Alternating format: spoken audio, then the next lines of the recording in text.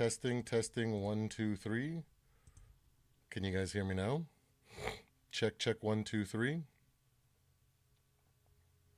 Testing. Can you guys hear the music? Let me see if the music is even.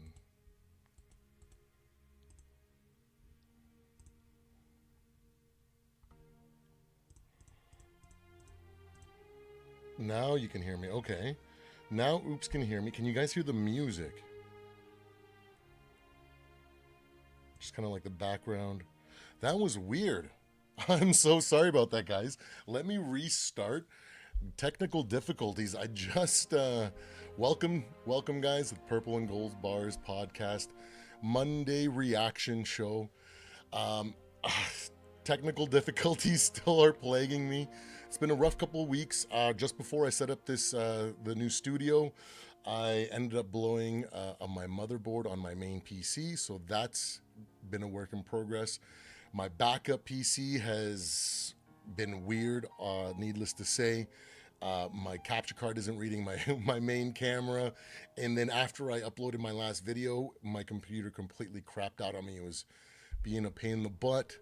But today we got it formatted and reinstalled a bunch of stuff, so hopefully we're gonna do the best we can, give it the old college try. I'm so sorry for that weird start. I didn't realize that those settings were affected. I thought it would just transfer over when I reinstalled Streamlabs. But again, let's what's going on, Johnny? What's going on, Lefty? What's going on, Oops? Welcome, everybody. Thanks for hanging out with me today. We're going to start real quick with a rundown of every single game this week, kind of give you guys, my thoughts and drop a bar on each game. We'll start with Thursday night game with the Texans and the Jets. I'm going to be completely honest, despite the struggles that the Texans have shown in the past couple weeks, I thought the dysfunction out of the Jets was going to be the biggest factor going into this game, and I thought that the Texans were going to scrape out another win. I woke up the next morning to find out that the Jets had won, and after I watched the game, I was quite not impressed by anything, but shocked by the outcome. So that's the first game. Cowboys and Falcons. My God, the Cowboys season is over. What is going on with the Cowboys? For the last 4 or 5 years, to me, the Cowboys have been like a gatekeeper team. You know, if you wanted to make it to being one of the top 10 teams in the NFL, you had to beat the Cowboys. If you wanted to make it past, the first round of the playoffs, you needed to be able to beat a team like the Cowboys, and if you couldn't beat them, you knew you had some trouble going into the postseason. And this year, despite the talent, they are falling apart. I know Micah Parsons hasn't played this year, and he's a big factor to their defense, but one defensive player isn't going to fix the troubles that they're having on offense. Well, so Falcons squeak out another, quietly get another win in a lackluster performance. And then moving on to the Ravens and Broncos. Starting that game off, I watched that game to start because I thought this game was going to be a lot closer than it was. To start the game, the first few quarters were really close. It was a defensive battle, and then the wheels fell off for the Broncos, and the Ravens dominated that game. Bills and Dolphins, another close game. A lot of people thought that maybe it was going to be very similar to that week 2 matchup or the week 1 matchup between them, where the Bills were just going to run away with it, but we got a hell of a game, and the Bills came up with another win. And good teams find ways to win, especially in those situations. Good looking to these freaking Carolina Panthers. Good stuff. They get another win against a limping Saints team. Bryce Young had a lot of good plays. He had a lot of questionable things, but he did show improvement. So it's good to see that good things are going there, and it hasn't negatively affected him so far. So we'll see how it goes over the next games. Bengals Raiders, a dominant performance by Joe Burrow, 5 touchdowns, incredible game, easily handed that loss over to the Raiders. The Raiders are in shambles. They fired their coach. And what else can be said about them Raiders, right? So, next thing, Chargers versus Browns. Chargers coming out of the gates with an outstanding performance. One touchdown early in the game into the corner was beautiful placement by Justin Herbert. The It looks like the Raiders are showing flashes of what they could become, and if you're a Chargers fan right now, you have to be extremely excited of what's to come over the next couple years. Commanders Giants, another win for Jaden Daniels and the Commanders, bringing them to 7-2. Another a great win to add to their tally, but the Giants hung in there. You know, Daniel Jones threw his first touchdown pass in MetLife in like 3 years or whatever it was. So there were some good things, a lot of dysfunction again, but you know, teams that are up and coming, or you know, are about to make a turnaround like that have a lot of talent like the Giants, are going to win games, are going to lose games like that. So impressive that they were able to keep it close with the Commanders in that divisional game. Titans upset the Patriots in a stellar overtime performance, or stellar game in general, like the way that it ended. Drake May, there's a lot to say about that. What an awesome game. Cardinals Bears. Bears face another middle of the pack team, a team that in my opinion, when you face two middle of the pack teams like that face each other, it can go either way. It's almost always a coin flip. I thought it'd be a little bit closer than it was, considering the Bears defense has been playing so well, but Caleb Williams struggles seem to come back, and they drop a confusing loss to the Cardinals. Eagles Jaguars, the best play of the century, the best play of all time, I don't know, but it was incredible to see those Eagles and what Saquon Barkley was doing.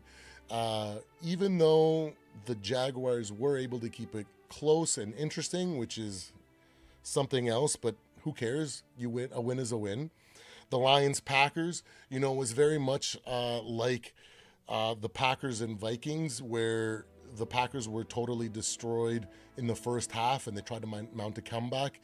Consistency and experience playing as a team really showed the difference between the Vikings and the Lions and where they stand, despite having similar talented rosters, right?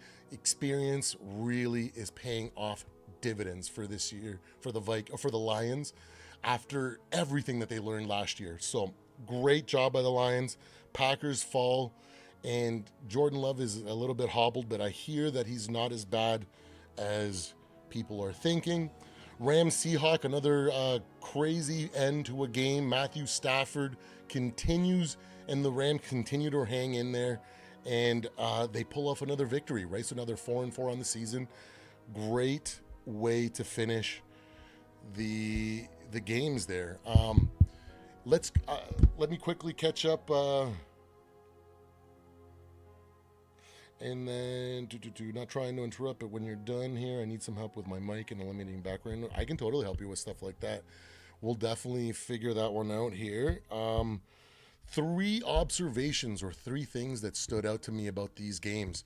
Is that the greatest play of all time? It was 14 yards, but really, when Saquon Barkley broke that tackle, then spun out of the second tackle, when I thought he was about to get just destroyed, tackled in the back, when he had that backwards hurdle, it was, as an athlete, as an ex-personal trainer, as an ex-Olympic lifter, someone that's really is in awe by physical feats of athleticism or strength or competitiveness. I haven't seen something like that. I've jumped out of my seat when it happened, and I haven't reacted like that after a play in quite some time. Maybe the JJ catch last year or 2 years ago against the Bills. Odell Beckham Jr.'s catch was definitely like that. Kawhi Leonard's triple bounce or quadruple bounce to eliminate the Sixers. Those were moments where I jumped out of my seat and ran around like a crazed lunatic because I witnessed history. It was insane to see. Crazy. And then let's move on to to Drake May, because at the end of that game, although it was kind of like a muddy game, a weird game all the way through, and it looked like the Titans were gonna steal that game. When Drake May got that ball to finish the game, I remember thinking to myself, this is the moment when Drake May's legend begins. If he completes the comeback and then wins in overtime, I was like, this kid's confidence is going to be through the roof. The hype is going to be crazy. The optimism is going to be unreal in New England.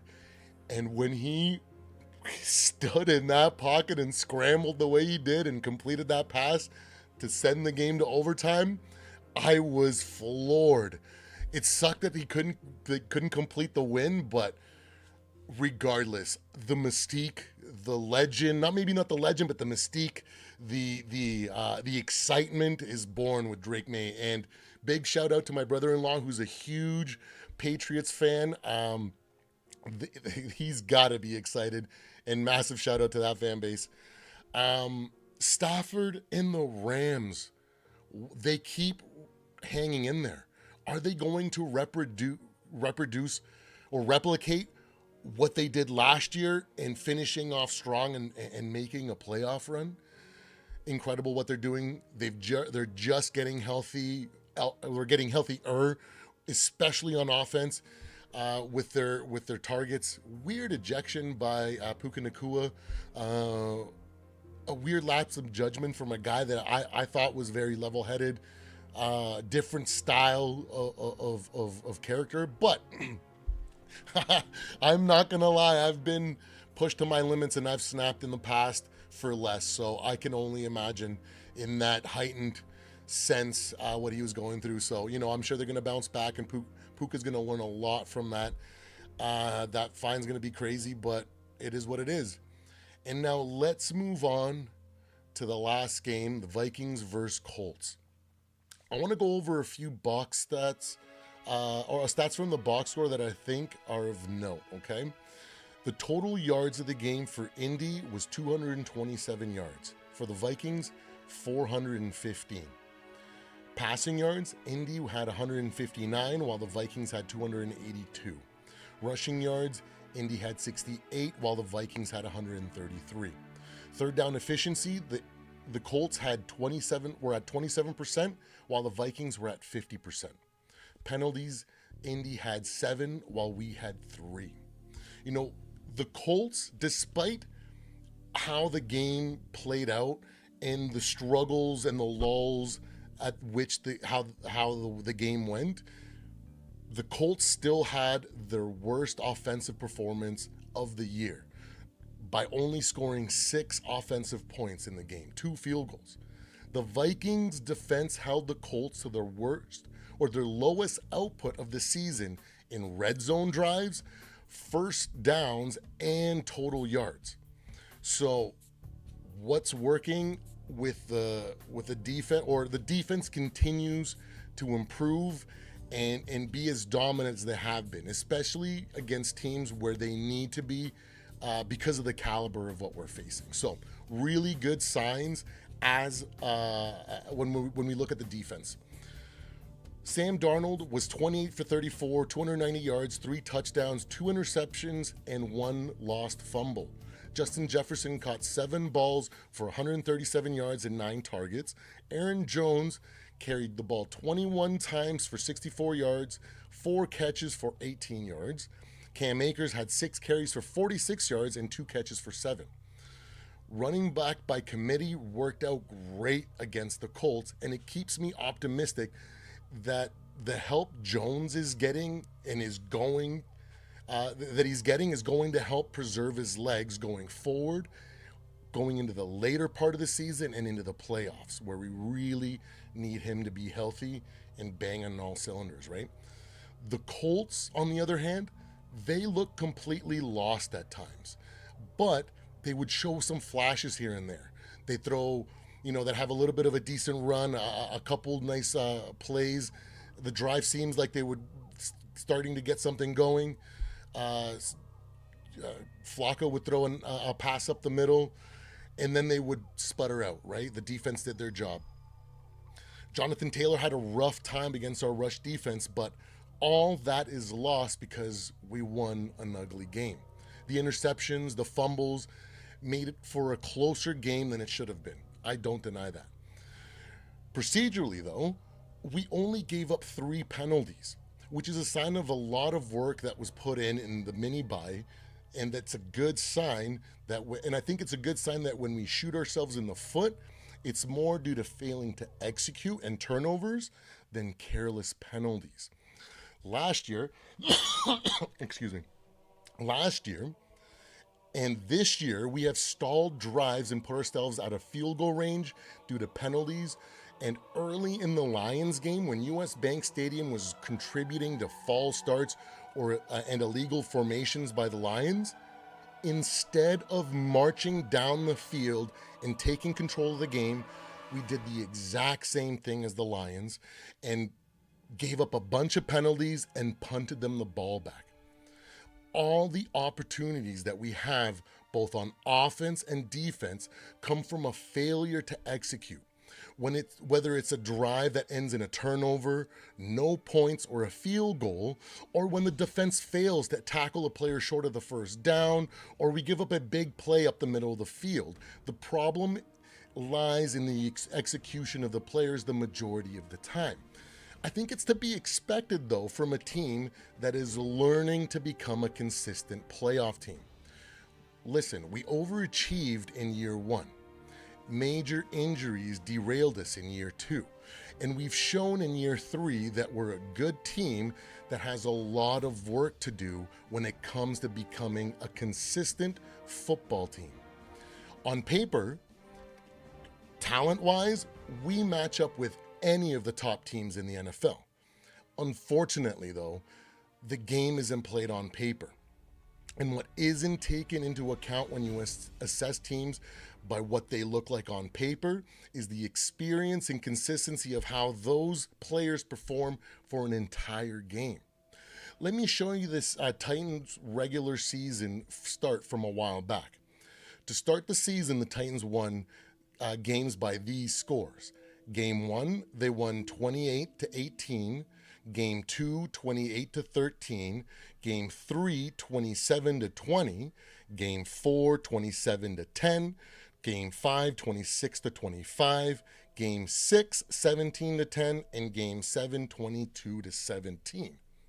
Would you be surprised to find out that they finished 8-8 and fired their GM and coach the following offseason? In a vacuum, statistics can be deceiving or paint a different picture from reality. If you didn't know the Titans collapsed that season, you would have pegged that team of making a deep playoff run. I think their fan base would have been feeling like they were Super Bowl bound, but the naysayers and their jaded fans would have been sounding alarm bells. I bet a good amount of people would assume that the Titans got extremely lucky to make it to 7-0 that year, and maybe including yourself. The truth is that none of that actually really happened. Those game scores are the scores of all the Chiefs games this year. What is the media saying about the Chiefs now that a few moments ago we were not thinking about this hypothetical Titans team?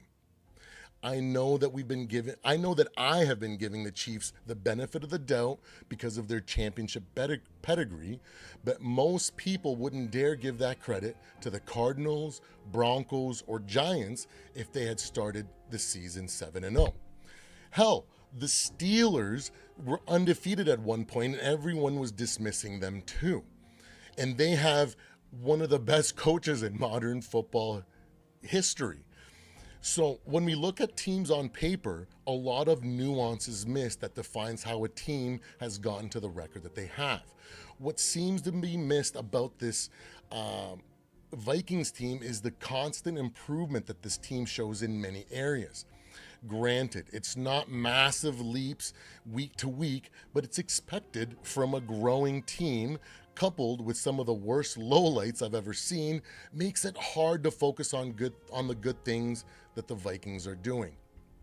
I understand that as Vikings fans, we are impatient with every aspect of this team because we have endured so much. On top of modern expectations for immediate success, it blinds us of the reality that we're in. It wasn't too long ago where an NFL rebuild took way longer than what we're seeing in today's NFL. A competitive rebuild was a joke or not even a possibility in the minds of general managers. It's still very strange to me that rookie quarterbacks are no longer sitting behind a vet for their first couple of years. With all that being said, I think the reason why I feel comfortable going into every game, as well as when things aren't going good for the Vikings, is that I expect games to go the way they have been. If you go back and watch my season preview, prediction, and NFC North standings prediction videos, you'll see that I say that young developing teams like ours will show flashes of greatness and we will suffer a lot of growing pains. Most importantly, I said that teams that are where we are that are trying to improve from an extremely talented roster to a consistent playoff team will lose games that they should win and win games that we should lose. I think our record is proof of that. When you look at other teams like us, the Packers, Bucks, or Falcons, for example, you can see the same thing. The Vikings are winning games exactly as they should, like a team that is still working on becoming a perennial playoff team. I find it very weird that fans are expecting perfection from this team, and I get it. We started 5-0, and people, but I get it because we started 5-0, and people started putting unrealistic expectations on the Vikings, and then it hasn't been perfect like they imagined. So some are beginning to unravel. Meanwhile, when I'm watching games, I'm cool as a cucumber. I'm confident that our team will continue to progress. For example, after the second quarter in the Lions game, I thought to myself, now it's our turn to respond. As nerve-wracking as it was going into the third for us, I kept thinking this situation needs to happen for us to prove to ourselves and the world that we are as good as our record says we are. We then mounted a comeback and made a hell of a game out of it. Every time this season, when most are melting down, I have been excited that we are being put in these situations and have been very happy at how this team has responded. In the second half of the Packers game, when everyone was crying that the sky was falling down, I was laughing and saying, we're going to get a late interception in desperation time. Then Jordan Love threw a terrible interception, and on the next drive, we forced the fumble. So going forward, I still want to see improvement in the areas that all Vikings fans want improvement in, but I expect the improvement to be ugly at times. We had our first tune-up game versus the Colts, and we completely destroyed them regardless of all the hiccups. We move on to the Jags, who have been a true Jekyll and Hyde team. So I expect another hard-fought win, and with a lot less mistakes this week. We have two more tune-up games to get through to get into our late season form. If we continue to progress like we have been, I expect us to finish the season banging on all cylinders. Well, there you have it. I hope I didn't lose you guys ranting about the Vikings, and I hope it made some kind of sense. And, let me know in the comments how you're feeling about the Vikings season and whether you're unwavering or you're starting to fall apart. For me, I'm still unwavering in my confidence in this team, and I hope to see a strong finish to the season and an exciting playoff run. Don't forget to like and subscribe so you don't miss next week's podcast. And until next time, Skol Vikings! Woo! So there you guys have it. I hope that kind of makes sense and kind of gave you an insight of where my mind goes to in these times when we're playing and these times in adversity. So maybe that kind of, helps a little bit and kind of, I don't know.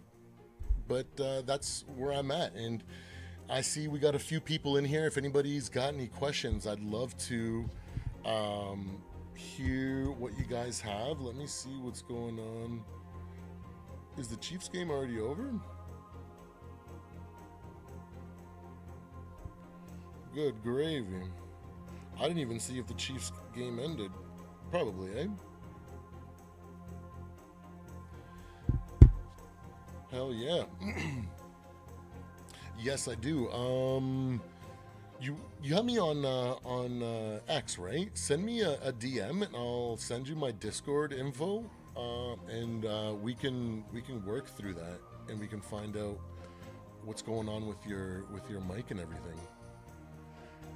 What's going and what's going on, everybody? I hope everybody's still hanging out. Thank you for tuning in and hanging out with me while I broke down the game and gave you guys my weird insights, my out of the box thinking. Thanks so much for Lefty, for Johnny, everything.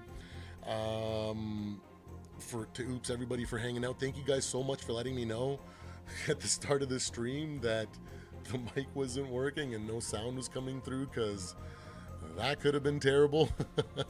A whole 45 minutes of just talking, that would have been awful. Oh, hold on, let me see. Let me pull up the old notifications.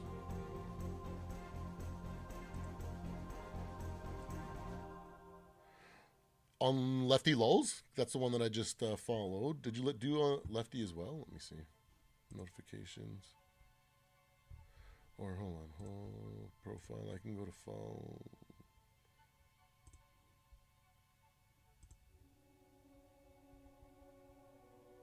Lefty Lulz.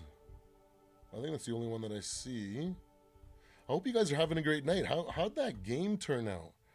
I didn't even get to see how that game turned out, man. What the heck? Oh, is this start of the fourth? Is this live or...